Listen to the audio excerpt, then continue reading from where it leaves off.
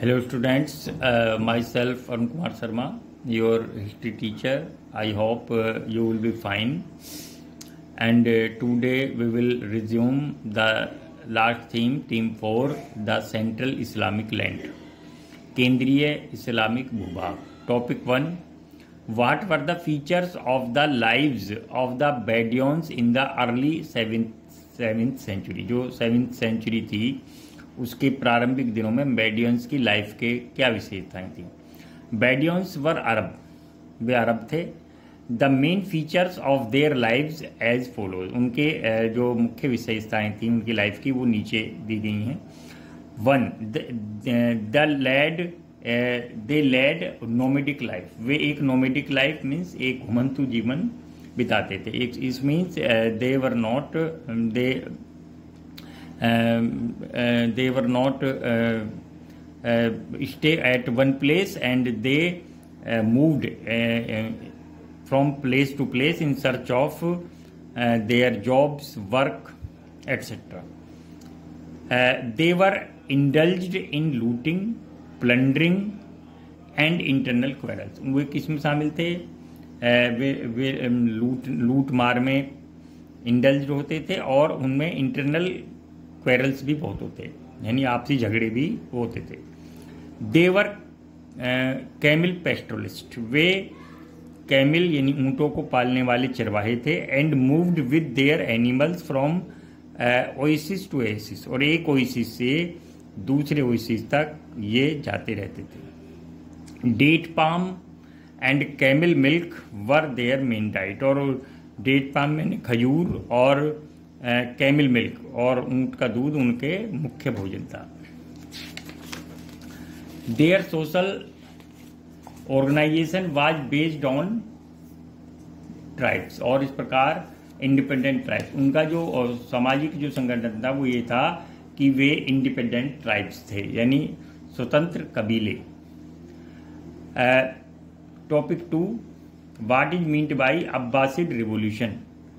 अब्बासिड revolution से आप क्या समझते हैं? The term Abbasid revolution refers to the दावा movement initiated by Abu Muslim from Khurasan against the Umayyad dynasty. Umayyad dynasty के खिलाफ अबू मुस्लिम नामक एक व्यक्ति ने एक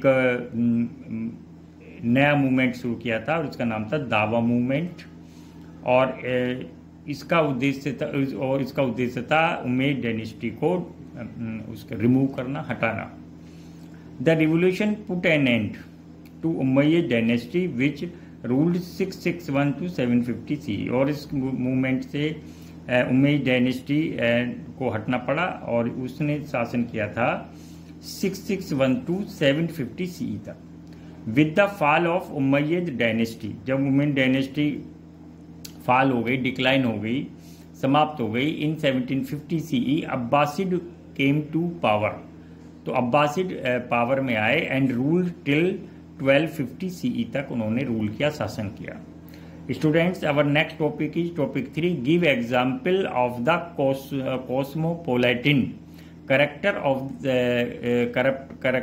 of the setup by the Arabs, Iranians and Turks, यानी उन्होंने अरब्स ने, इरानियंस ने और टर्क्स ने अपने अंदर कॉस्मो यानी महानगरीय संस्कृति, यानी जो संस्कृति को कैसे अपने अंदर यूज किया।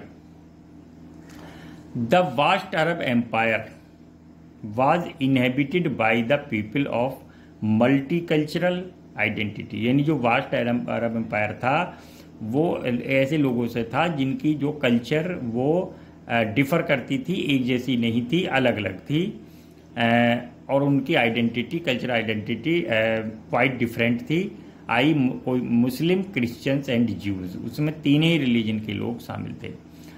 The Iranian empire witnessed for development of Muslim and Asian culture, जो इरानियन एम्पायर था उसने वो विटनेस था, इस बात का वो गवाह था कि उसने डेवलपमेंट देखा था कि मुस्लिम और एशियन कल्चर को उसने आगे बढ़ाया। इन टर्किश एम्पायर, और टर्किश एम्पायर में the Egyptian, Iranian, Syrian and Sudanian culture develop हुई थी। साइमल्टेनियसली मीन्स एक साथ ये डेवलप हुई थी। Students, our next topic is topic 4। What were the effects of crusades on the Europe and Asia. जो क्रूसेड्स यानी जो धर्म युद्ध हुए थे क्रिश्चियंस के बीच में और मुस्लिम के बीच में, 4 क्रूसेड हुए थे, उनका इफेक्ट क्या पड़ा यूरोप पर और एशिया पर।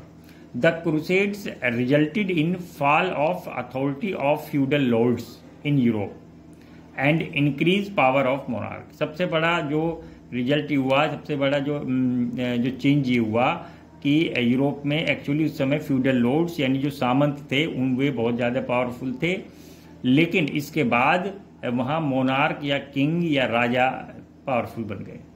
Second, these crusades also resulted in to increase in knowledge of European. इससे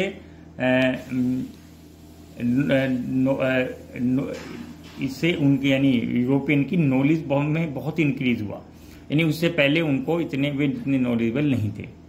दे Europeans were surprise to see progress made by Muslims in the field of arts, science and literature. ये Europeans जो थे ये इस बात से बहुत ही सरप्राइज हुए जब उन्होंने देखा कि मुस्लिम लोगों ने आर्ट्स, कला, विज्ञान और साहित्य के क्षेत्र में बहुत अधिक प्रोग्रेस कर ली है। There was great influence of the Italian mercantile communities, और उनका वे जो इटालियन मर्सेंटाइल कम्युनिटीज़ ने भी इससे बहुत प्रभावित हुई।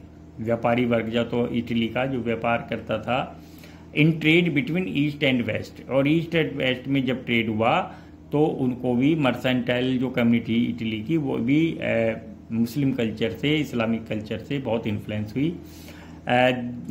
दे आल्सो लेड वे क्या करते थे to change in the method of warfare. वे एक दूसरे को युद्ध कला समझने लगे। मुस्लिम लोगों ने क्रिश्चियंस की और क्रिश्चियंस ने मुस्लिम लोगों की वारफेयर युद्ध कला के बारे में जाना।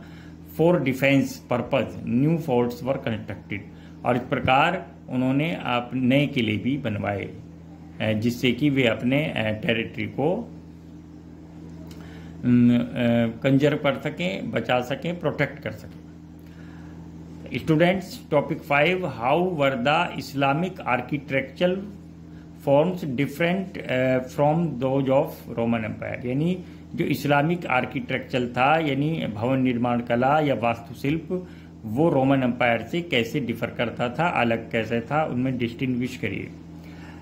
Roman architecture, the Roman architectural forms और building were solid and magnificent. ये बिल्कुल ठोस होती थी और शानदार होती थी, भव्य होती थी। It introduced 2 architectural features. इसमें 2 आर्किटेक्चरल फीचर थे, आर्क मेहराब एंड कुपोलाज और डोम्स या गुंबद। कुपोलाज और गुंबद और arch. There were multi storeyed buildings, कई मंजिला इमारतें होती थी। विद 1 रॉ आर्क्स, जिसमें कुछ कच्चे मेहराब भी होते थे, स्टैंडिंग ओवर द अनोदर, और एक दूसरे के ऊपर ये बिल्डिंग बनती चली जाती थी। The spread of Christianity gave a new impetus to the building of the Roman empire. Roman empire में को जब प्रेरणा मिली, जब क्रिश्चियनिटी जब फैलने लगी, जब ईसाइयत का उदय हुआ, तो उससे भी उनकी बिल्डिंग्स में जो वे कंस्ट्रक्ट करते थे उसको नई प्रेरणा, नया प्रोत्साहन मिला। सेंट सोफिया इन कॉन्स्टेंटिनोपल में जो एंड बिल्डिंग है एक, जिसे अब हैगिया सोफिया के नाम से जानते हैं। सेंट सोफिया कॉन्स्टेंटिनोपल, अब वो शहर का भी नाम चेंज हो गया, इस्तांबुल हो गया इस समय। And buildings in Jerusalem stand witness to Roman empire scale. और जो जेरूसलम की जो बिल्डिंग्स हैं उससे भी रोमन एम्पायर के जो स्किल है, आर्किटेक्चरल स्किल है, उसको हम एक्सपीरियंस कर सकते हैं। Students, and now Islamic architecture forms represent the great architectural symbol of Islamic world. यानी इससे प्रदर्शित होता है इस्लामिक वर्ल्ड के जो ग्रेट महान आर्किटेक्चरल सिंबल, वास्तुकला के सिंबल या प्रतीक क्या थे? The Islamic art right from Spain to central Asia, Spain से लेकर सेंट्रल एशिया तक represent some basic architectural features. उसमें कुछ बेसिक आर्किटेक्चरल फीचर्स हैं, जैसे कि हॉर्सशू आर्क्स, विबोइस, domes, minarets, columns and open courtyard, आंगन, मीनारें, गुंबद, मेहराब आदि। The Islamic architectural patterns of building built around the central courtyard, इनमें एक बीच में एक सेंट्रल कोर्टयार्ड होता है, एक आंगन होता है, उसके चारों तरफ बिल्डिंग बनाई जाती है।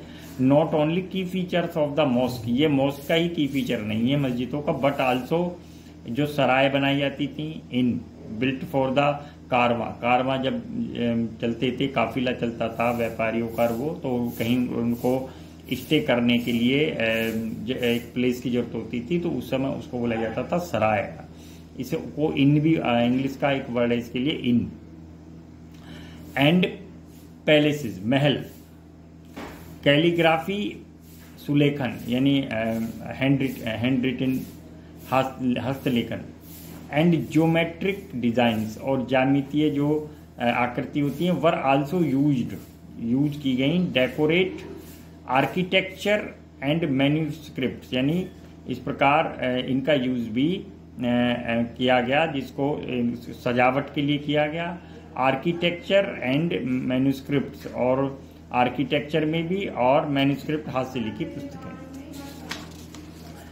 Students, topic 6, prophet Muhammad laid down the foundation of a new political structure justified, यानी प्रॉफिट मोहम्मद ने एक न्यू पॉलिटिकल स्ट्रक्चर एस्टेब्लिश किया था। इस बात को जस्टिफाई करिए।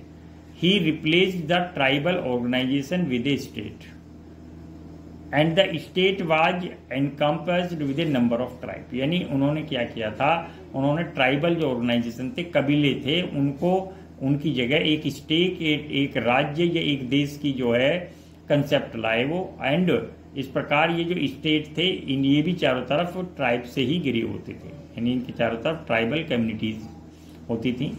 उम्मा constituted the Arab armed forces, और इस प्रकार उन्होंने आर्म्ड फोर्सेस यानी मुस्लिम लोगों की एक सेना बनाई, और ये उम्मा से रिलेटेड होती थी। उम्मा मीन्स होता है the society of Muslims.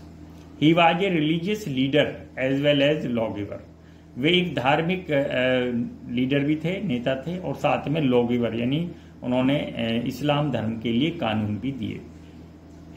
His followers, उनके जो फॉलोअर्स को बोला जाता है उम्मा, were converted into a wide community to include, वे एक नई कम्युनिटी बन गए, to include polytheist and Jews of Medina, जिसमें पोलिथीस्ट यानी बहु ईश्वर को पूजने वाले, यानी बहु ईश्वरवाद में विश्वास करने वाले, उन्हें बोलता है पोलिथिस्ट, और मदीना के ज्यूज थे, उनको भी उन्होंने कन्वर्ट करके मुस्लिम बना दिया। The conquest of Mecca established him both as religious as well as political leader, और जब उन्होंने मक्का को अपनी कॉन्क्वेस्ट एस्टेब्लिश की, जिसको जीत लिया, तो इसके साथ साथ वे रिलीजियस के साथ साथ एक पॉलिटिकल लीडर भी बन गए। He maintained the independence of state, उन्होंने स्टेट की इंडिपेंडेंस को मेंटेन रखा, by fixing the booty to 1/15 which directly went to him, यानी जो लूट होती थी, लूट का जो धन का 1/15 जो है वो सीधे स्टेट के पास या कि आता था। टैक्स लाइक जकात was imposed on tribes who had accepted Muhammad leadership, यानी जो जकात नाम का जो टैक्स है इम्पोज किया उन ट्राइब्स पर जिन्होंने मोहम्मद की लीडरशिप को एक्सेप्ट कर लिया था। With his efforts and influence, उनके प्रयास और प्रभाव के साथ ही के अनुसार, he was able to convert many Bedouins into Islam, वो काफ़ी बेडियंस को इस्लाम में कन्वर्ट करने में सफल रहे। In a short spent of time, बहुत कम समय में, he was able to unite a large part of peninsula. इस प्रकार उन्होंने जो अरब पेनिनसुला था, अरब प्रायद्वीप था, उसके लार्ज पार्ट को उन्होंने यूनाइट या इकट्ठा कर दिया। Students, our next topic is topic 7। Describe in brief how Prophet Muhammad religion was a factor in the growth of Arab unity। यानी अरब यूनिटी के लिए जो एक फैक्टर था वो मोहम्मद का रिलीजन भी था। इसको आप प्रूव करिए। The religion started by him was devoted to a term Islam. Islam means होता है टू कंप्लीट सबमिशन। इस्लाम का मीन्स होता है, इसको इम्प्लाइड किया जाता है, इसका अर्थ वैसे होता है कंप्लीट सबमिशन, यानी संपूर्ण अपने आप को सरेंडर कर देना। He told that there was one God Allah. उन्होंने बताया कि कोई नहीं है दुनिया में, सिर्फ एक है, वो गॉड है, वो अल्लाह। He emphasised on the principle of equality and unity. उन्होंने इक्वलिटी, समानता और यूनिटी का सिद्धांत को भी दिया। For those who accepted Allah and the prophet, उनके लिए जो अल्लाह को और प्रॉफिट को एक्सेप्ट करते हैं, स्वीकार करते हैं। Students, our next topic 8। The Umayyads sought to legitimise their rule. Umayyads उन्होंने अपने रूल को लेजिटिमाइज यानी कानून के सम्मत बनाने की कैसे कोशिश की। Explain by giving example. The Umayyads sought to legitimise their rule by protecting themselves, और उन्होंने अपने आप को प्रोटेक्ट भी किया as religious leader and always appealed for unity. उन्होंने अपने आप को धार्मिक नेता भी बताया और साथ में उन्होंने यूनिटी के लिए भी अपील की।